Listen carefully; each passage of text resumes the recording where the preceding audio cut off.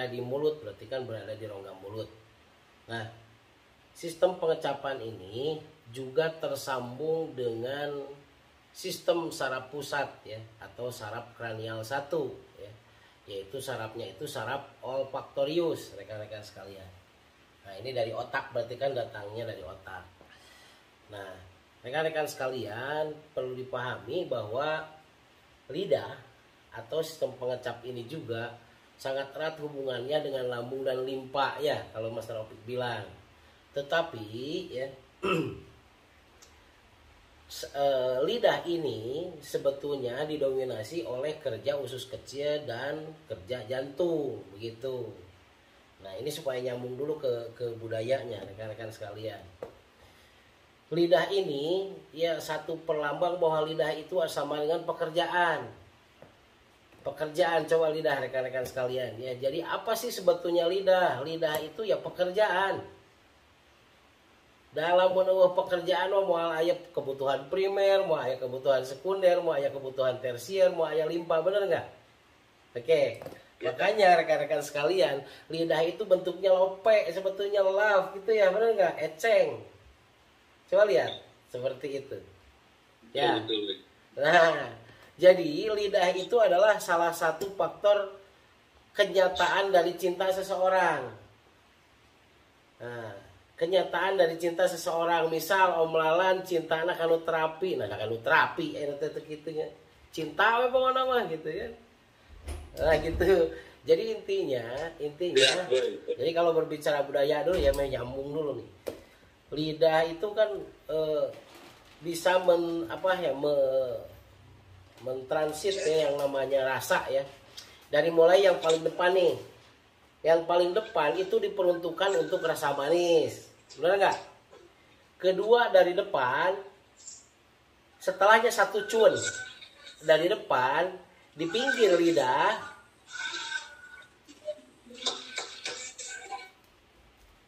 mayut, oke, di pinggir lidah ya. Sudah boy. Nah, satu cun setelahnya dari bagian depan itu rasanya teh untuk menafsirkan rasa asin, kan gitu ya. Kemudian tambah lagi satu cun ke belakang, nah itu untuk menerjemahkan rasa rasa asam ya, rasa asam di belakang pinggir ya. Jadi deretan ketiga manis, asin, asam, terakhir yang berhubungan dengan tonsil ya, dengan amandel itu rasanya pahit. Oke ya, itu sistem pengecapan dari yang namanya lidah, rekan-rekan sekalian. Nah, lidah itu sendiri dirancang oleh Allah Subhanahu wa taala itu ya sebagai pelumat daripada makanan. Pelumat daripada makanan nih rekan-rekan sekalian, sehingga makanan yang tadinya itu gelempengan jadi berkeping-keping sampai lumat, kan gitu ya, benar nggak? Sampai lumat, sampai lebur gitu kan di mulut ini. Nah, balik deh ke budaya rekan-rekan sekalian. Makanya ketika kita misalkan dalam proses bekerja, kan ini tuh kita bekerja dimanapun kita ini adalah manifestasi dari kecintaan kita, benar nggak?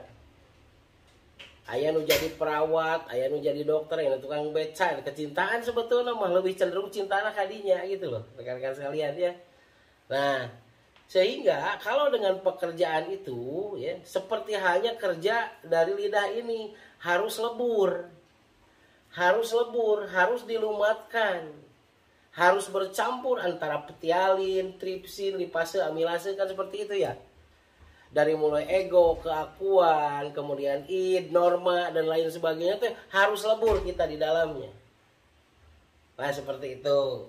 Nah, setelah kalau sudah dilebur seperti itu, baru makanan bisa diteruskan ke usofagus dan lambung. Bisa dipahami rekan-rekan sekalian ya. Sehingga nanti lambung itu kan lambung bagian atas mencampur kembali ya zat-zat sisa, zat-zat yang sudah dilumatkan di atas, dicampur dengan ion anion, mineral, kemudian kalsium dan protein, kan gitu ya. Nah, Oke, balik lagi ke lidah rekan-rekan sekalian. Lidah itu dipengaruhi oleh dua faktor ya. Pengaruh dari saraf pusat dan pengaruh dari organ dalam. Oke, ya. Pengaruh dari saraf pusat dan pengaruh dari organ dalam. Saraf pusatnya disebut saraf olfaktorius ya, namanya tuh gitu. Nah, rekan-rekan sekalian ya, gangguan pada lidah itu sendiri apabila yang pertama akibat yang pertama itu adalah ketika lidah ini tidak sempurna melumatkan makanannya. Tidak sempurna melumatkan makanannya. Kalau tidak sempurna melumatkan makanannya, maka akan jadi beban berarti kan ke dalamnya, ke saluran pencernaan yang lain. Benar nggak rekan-rekan sekalian? Lamun gawe orang telebur tuh bener-bener gitunya. Nah, kan itu nanti jadi hahalang orang gitunya. Benar nggak rekan-rekan sekalian? Nah, seperti itu berarti. Oke. Yang selanjutnya rekan-rekan sekalian, lidah ini jika nanti melumat makanannya itu tidak beres, maka akan terjadi pelumatan yang kurang sempurna di lambung dan di usus kecil. Sehingga nanti ketika usus kecil itu tidak sempurna menyerap nutrisinya tersebut, maka akan terjadi gumpalan-gumpalan gas di usus kecil. Jika terjadi gumpalan-gumpalan gas di usus kecil, maka itu namanya panas dalam, benar nggak? Oke, panas dalam yang lama itu akan mempengaruhi kepada proses iritabilitas ya dari si lidah itu sendiri.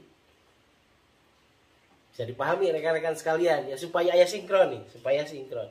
Karena dari jadi gangguan kunaon sih lamun aya nu barusu atau lamasu, salian tika gegel atau salian tika catrok ku sikat gitu kan. Kan seperti itu. Nah, yang menyebabkan lidah ini menjadi luka, selain daripada traumatik sindrom, traumatik itu trauma ya, bisa benturan, bisa kagegel, bisa dikoet, kumantraim gitu dan lain sebagainya kan gitu ya. Nah, itu berarti itu semua rekan-rekan sekalian yang terjadi di situ itu gangguan ya, lukanya itu adalah sebagai akibat dari gangguan di usus kecil, khususnya duodenum. Nah, kenapa tadi ada hubungannya dengan lambung? Jelas ada hubungannya dengan lambung, apalagi dari teori pergerakan 5 unsur ya.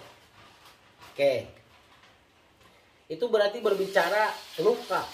Luka yang terjadi pada lidah ini selain daripada trauma itu selalu ditentukan oleh kondisi panas dalam yang ada di usus kecil. Dan atau rekan-rekan sekalian, disebabkan oleh seringnya jantung aritmia. Atau tidak, ritmia itu beritme. Jadi ketika jantung kurang beritme, maka salipa, air liur ini tidak stabil. Jika air liur ini tidak stabil, maka air liur ini berubah menjadi alkali. Nah, alkali itulah yang akan merusak atau merobek daripada yang namanya lidah. Oke, bisa dipahami rekan-rekan sekalian sampai saat ini, sampai detik ini? Oke. Ya. Supaya nyambung bahwa lidah itu perlambang pekerjaan. Perlambang pekerjaan ini sangat dipengaruhi bagaimana kita itu punya pekerjaan apa, sangat dipengaruhi oleh konteks sosial kita dan konteks penyerapan kita terhadap ilmu. Benar nggak rekan-rekan sekalian? Ya, jadi apa yang mempengaruhi lidah di teori 5 unsur kan tadi, yang mempengaruhi lidah itu adalah unsur api. Unsur api itu sama dengan jantung dan usus kecil. Berarti yang mempengaruhi lidah tersebut adalah ketidakstabilannya kerja pada jantung dan usus kecil. Begitu rekan-rekan sekalian. Kalau secara budaya, yang mempengaruhi berarti pekerjaan seseorang tersebut itu adalah kan gitu ya. seperti halnya jantung, kehidupan di kemasyarakatannya. Dan juga bagaimana dia menyerap, berarti kan menyerap ilmu untuk dijadikan pekerjaannya. Begitu rekan-rekan sekalian. Ada yang kurang paham sampai saat ini? Urang tolongkeun heula. Supaya oke, siap. Urang tolongkeun heula. Itu berarti faktor intern ya yang mempengaruhi lidah itu kerja dari jantung yang tidak aritmia, yang tidak beritme, dan juga usus kecil yang panas atau banyak gas. Akibat awalnya itu adalah akibat dari mengunyah yang kurang lama. Karena kenapa Rasulullah itu menyuruh 7 sampai 15 kali kita mengunyah. Nah, lain kudu lembut-lembut teuing meureun gitunya. Tetapi itu supaya terjadi keseimbangan. Setelahnya nanti lewat dari mulut ini menuju ke lambung, dan di lambung diproses menjadi sebuah proses yang signifikan. Jadi lamun orang ayeuna ieu asal-asalan gawe dah hasilna oge. Bingung atuh coba, kebayang enggak? Kita keur naon hutang we numpuk akhirna ka mana mendinya. Pabuis gitu, boro-boro limpa berenang kita gitu. Hayo we teh lah, ongko diasupkeun ka nu loket tapi dikeluarkeun deui. Jadi duit teh assalamualaikum waalaikumsalam. Assalamualaikum waalaikumsalam.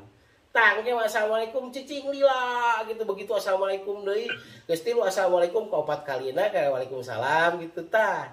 Padi mah duit teh asup kanu kantong assalamualaikum. Nah ada 2 detik kemudian waalaikumsalam gitu. Teu ngait saperak-perak azan. Tah bisi gitu rekan-rekan sekalian ya. Kenapa kita harus lebur dengan pekerjaan? Kenapa kita harus lumat dengan pekerjaan? Kenapa pekerjaan itu harus benar-benar dicampurkan dengan salipa? Salipa itu sama dengan hidrogen, sama dengan unsur air. Sama dengan harus dicampur dengan benar-benar ilmu kita dikerahkan. Segenap kemampuan kita itu dikerahkan terhadap pekerjaan itu. Begitu rekan-rekan sekalian ya. Sehingga jika kita sudah habis-habisan di pekerjaan tersebut, maka secara otomatis akan menjadi kebutuhan primer kita yang aman. Kebutuhan primer setelah aman terus-terusan aman, akhirnya beranjak kepada kebutuhan sekunder juga aman, kebutuhan tersier juga aman. Jika di awalnya lumat. Banyak orang yang sebetulnya ketika dia mengunyahnya asal-asalan, apa yang terjadi? Tipes mineng kan gitunya, betul nggak rekan-rekan sekalian ya? Kemudian jantung sering aritmik, kini ngasok asa sing sarorodot gitu teh. Lamun keur saret sok gebeg kawas di sarorodot. Nah, kan itu teh hal-hal kecil yang akibat awalnya itu adalah dari kita mencerna ataupun mengunyah kurang maksimal. Oke. Nah, kemudian yang kedua itu gangguan sariawan atau barusuh merentrai gitu ya. Jadi gangguan barusuh itu dimulai dari manusia itu tidak benar mengunyahnya, kan gitu ya. Sehingga terjadi panas di usus kecil, kemudian panas usus kecil itu juga mempengaruhi terhadap jantung menjadi aritmik. Akhirnya si lidah itu menjadi terluka. Karena apa? Karena enzim dan koenzimnya itu tidak stabil. Jika gerakan jantung tidak stabil, enzim dan koenzim ya di dalam rongga mulut ini tidak stabil. Yang harusnya asam dan basa ini jadi alkali rekan-rekan sekalian. Kadar alkali itu bisa merusak jaringan. Begitu. Yang kedua, yang mempengaruhi namanya sistem pengecapan atau lidah itu adalah saraf olfaktorius. Ketika terjadi kerusakan saraf olfaktorius, maka orang tersebut itu bisa hipogesia, kan kayak gitu ya. Jadi rasa anak teh telak gitu. Itu geus asin, tau acan, itu geus amis, atau acan gitu kan. Kaos gitu. Nah, ada beberapa ya. Ada hipogesia, ada agesia, ada ligagesia. Pokoknya nama gitu we gesia. Gitu ya. Terlalu banyak gesia itu mah gitu. Jadi intinya pengecapan itu terjadi ya karena karena yang kedua tadi, karena kerusakan di sistem kranial ya. Di sistem otak kranial. Kenapa ini sistem otak kranial atau saraf olfaktorius ini bisa mempengaruhi terhadap lidah. Saraf olfaktorius itu keluar dari pelipis kita, rekan-rekan sekalian ya. Yang itu kemudian salah satunya itu masuk ke lidah ya, melalui medula oblongata nih, melalui susunan tulang belakang yang paling atas. Nah, itu medula oblongata. Jadi jalan asup kanu otak berarti kan gitu. Nah, saraf lidah itu nempel ke sana truk gitu kan medula oblongata, rekan-rekan sekalian. Makanya rekan-rekan sekalian, berbicara lidah ini berbicara mood. Benar nggak? Mood lagi coba. Berbicara jika terjadi tidak ada mood rekan-rekan sekalian, maka akan terjadi keregangan ya yang namanya di saraf olfaktorius. Oke. Keregangan saraf di olfaktorius akan menyebabkan produksi saliva, produksi air liur di mulut ini tidak stabil. Bisa dipahami ya rekan-rekan sekalian ya. Bisa saja bukan hanya saraf olfaktorius yang tegang, tapi lamun didagor wis irahna tah. Seperti gini. Organ keseimbangan juga kan itu dilintasi ya saraf olfaktorius. Jadi makanya rekan-rekan sekalian, ada orang yang terbentur rahangnya bergeser sedikit atau organ keseimbangannya bergeser sedikit, dia akan kehilangan rasa itu selama 7 hari. Atau rasanya itu hipo. Sangat kecil sekali, lamun bisa aja lemah ayam mesti disiksa gini kan gitu tuh. Daharna teh goreng patut coba. Nah, karena apa? Karena tadi saraf kranial olfaktoriusnya itu keganggu. Jadi masalah rasa berkurang, kemudian rasa yang beda gitunya, terus berhalusinasi rasa, kemudian ada pantogesia eta teh halusinasi rasa teh. Ingat teh kanu panto jeung gesia teh eta teh halusinasi rasa gitu rekan-rekan sekalian. Jadi nu asin disebut amis, nu amis disebut asin gitu. Nah kayak itu. Itu akibat dari rusaknya saraf olfaktorius rekan-rekan sekalian ya. Jadi kehilangan rasa itu, mau kehilangan rasa teh maksudnya mau kehilangan total, mau sedikit rasanya, mau salah persepsi rasa, itu diakibatkan oleh susunan saraf ya yang kurang tersambung dengan yang namanya lidah. Itu yang pertama. Yang kedua, lidah terluka. Lidah terluka sehingga tidak bisa mengunyah, itu sebagai akibat dari panasnya di usus kecil dan jantung yang aritmia. Oke, bisa paham rekan-rekan sekalian? Mudah-mudahan itu Pak Baliut. Paham Bu. Oke. Jadi dua ya. Kalau urusan kehilangan rasa sedikit, fantasi rasa dan lain sebagainya, halusinasi rasa, itu semua diakibatkan oleh nervus olfaktorius atau saraf olfaktorius atau saraf kranial hiji. Itu kalau masalah rasa. Tapi kalau masalah luka, masalah luka di lidah itu dipengaruhi oleh kan gitu ya, dipengaruhi oleh kondisi panas di usus kecil dan juga aritmia atau tidak beraturannya detakan jantung. Begitu. Nah, bisa dipahami sampai di situ rekan-rekan sekalian? Oke, nah bagaimana? Jadi bagaimana cara mengatasinya nih, kan gitu ya? Kalau ada luka nih, satu ke luka dulu nih. Nggak apa-apa Pak Ketua, saya nggak caprak lah Pak Ketua Yayasan. Lanjut, Boy. Siap. Oke, berarti ya rekan-rekan sekalian, bagaimana cara menghilangkan yang namanya kalau udah sobek nih di lidah kita. Benar nggak rekan-rekan sekalian ya? Sebelum terjadi supaya tidak terjadi, saya kasih tahu rekan-rekan sekalian. Kalau rekan-rekan sekalian dalam kondisi sikat gigi, menyikatnya itu sejangan gigi saja. Bisa dipahami rekan-rekan sekalian? Sikat juga dengan lidahnya. Atau ada pengerok lidah ya. Fungsinya bukan hanya untuk membersihin lidah, tetapi itu untuk merangsang saraf olfaktorius, saraf lidah supaya aktif kembali. Lamun aktif mah berarti ngeunahna teh karasa gitu. Nah, itu rekan-rekan sekalian ya. Jadi Kalau kita ini kita pencegahan dulu, mencegah lebih baik daripada mengobati. Kita pencegahan dulu berarti kan. Nah, ketika kita gosok gigi pagi dan malam, itu sebaiknya kita gosok giginya jangan hanya gigi gitu loh, tapi gosoklah dengan lidahnya. Untuk apa rekan-rekan sekalian menggosok lidah? Supaya yang pertama berarti lidah itu bersih. Yang kedua, tekniknya itu untuk merangsang saraf olfaktorius supaya maksimal bekerja pada lidah ini. Dan yang ketiga, itu ikut menyeimbangkan kondisi bakteri yang ada di mulut, flora mulut itu. Itu salah satu teknik sikat gigi, sikat lidah setelah nyikat gigi gitu. Simple ya sebetulnya, simple. Mohon saya gak angin air rusuhan yok tidak goroi ning teh. No aya sikat lidah. Tah kitu, lah kitu eta kedah aya nu kitu, tengah modal kita ya.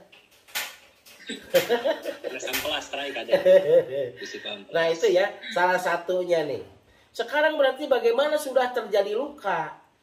Sudah terjadi luka. Luka itu akibat alkali yang terlalu tinggi di bagian mulut rekan-rekan sekalian. Makanya jadi asam amino esensial itu adalah unsur yang paling bagus untuk memulihkan. Asam amino esensial itu paling bagus untuk memulihkan yang namanya lidah. Di mana ada asam amino esensial yang paling bagus di kita? Di RPJM ada, di madu habat ada, di HB-Core ada. Benar nggak rekan-rekan sekalian? Atau di GMS itu juga ada. Bagaimana cara kerjanya? Nih kalau misalkan seseorang sudah ada lidahnya barusu, tuangkan madu habat ataupun RPGM ataupun HB-Core ke sendok, tapi sendoknya harus dari logam rekan-rekan sekalian ya.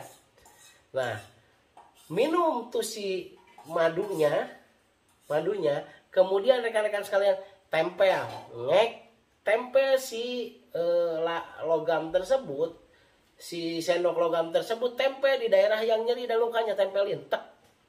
Diamkan dalam 1 menit.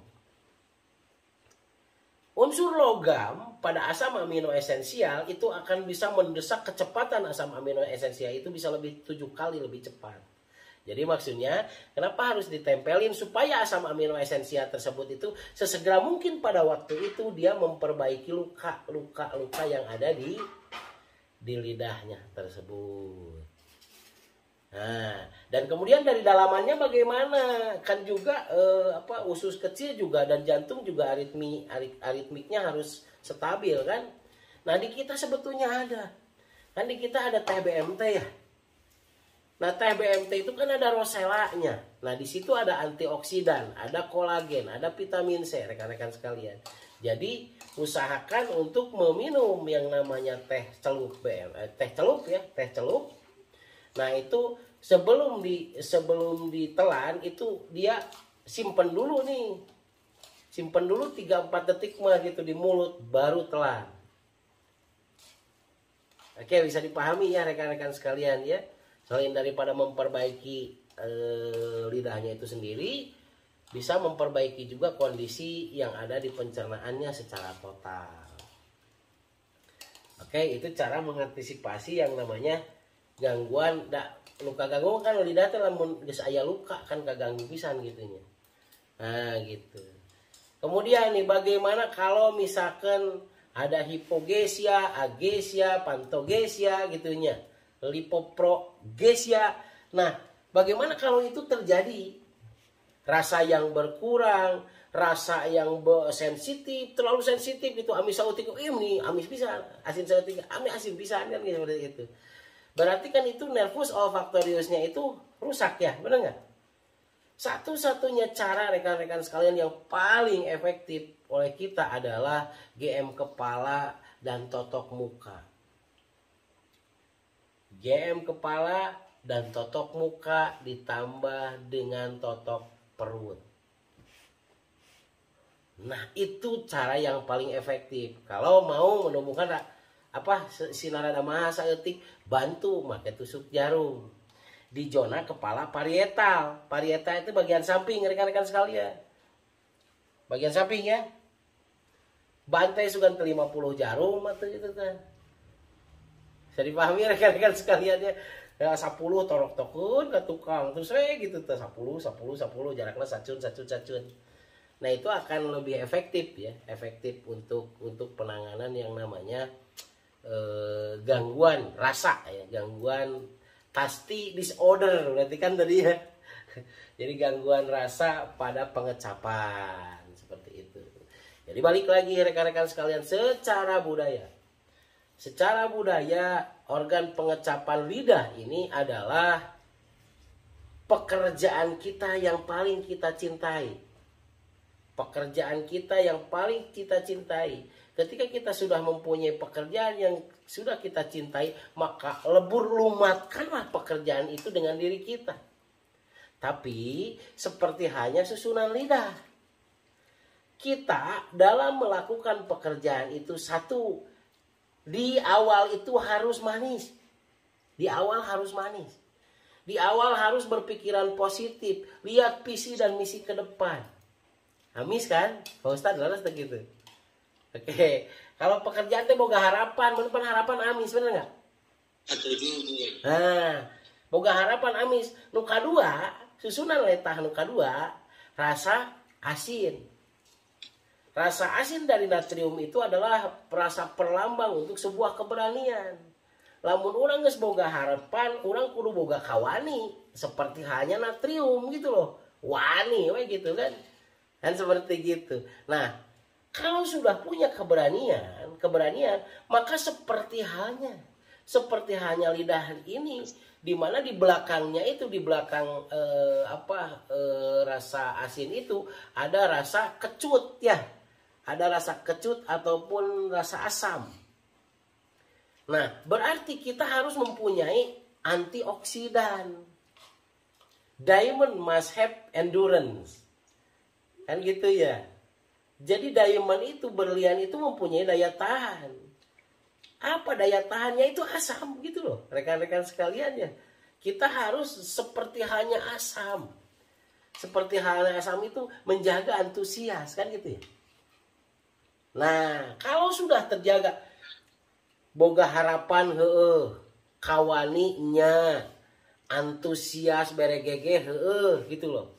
Yang terakhir di belakang lidah itu ada rasa pahit. Pahit itu perlambang ketegasan. Jadi dalam pekerjaan itu berarti kita harus punya harapan, kita juga harus punya keberanian, kita juga harus punya antioksidan, tong babari mewek, tong babari punung, men gitunya. Nah gitu, ditolak saeutik mewek, ini punung, pas saya saeutik ngajeleng, rujit nu kitu patnya lain jelema atuh meureun nu kitu. Nah, akhirnya kalau sudah mempunyai seperti itu, nah kita harus punya ketegasan atau punya prinsip berarti dalam pekerjaan ini. Lu maju ataupun tidak maju, gua harus maju. Kan gitu. Lu gagah atau tegagah, aing bakal tetap gagah gitu kan. Nah, itu berarti lu tidak berhasil, gua mah jauh akan lebih berhasil. Nah, itu sebuah ketegasan pada diri. Begitu. Seperti itu. Jika pekerjaan sudah bisa seperti itu, maka otomatis kebutuhan primer kita itu akan sangat tercukupi ya. Ketika dilebur oleh enzim koenzim kan gitu, ion anion, kemudian protein, kemudian kalsium langsung lebur. Didoronglah nanti ke lambung bagian tengah. Menjadi mempunyai yang namanya kebutuhan sekunder. Karena sudah bagus dari primernya, sekundernya tertata, akhirnya tersiernya juga terpenuhi. Sehingga ketika tersiernya tetap terpenuhi, ya, begitu dengan usus kecil. Menyerapnya, menatanya, kan gitu ya. Menyerapnya, menatanya, menyalurkannya, apapun itu sesuai dengan koridor. Begitu harusnya hidup dengan seperti hanya organ ini. Nah, jadi sistem pengecapan ini adalah pekerjaan. Gitu ya. Pekerjaan itu seperti hanya lidah, seperti eceng tuh, lope. Jadi harus mencintai pekerjaan kita apapun itu gitu. Dengan cara apa? Kita punya harapan, kita punya keberanian, kita punya endurance ya, daya tahan, dan kita juga punya ketegasan atau rasa pahit. Sehingga jika lidah seperti itu, lidah akan tetap sehat dan kuat. Oke, seperti itu mungkin sedikit introducing dari saya, sedikit cerita coblak tadi. Saya serahkan lagi kepada moderator kita. Daging.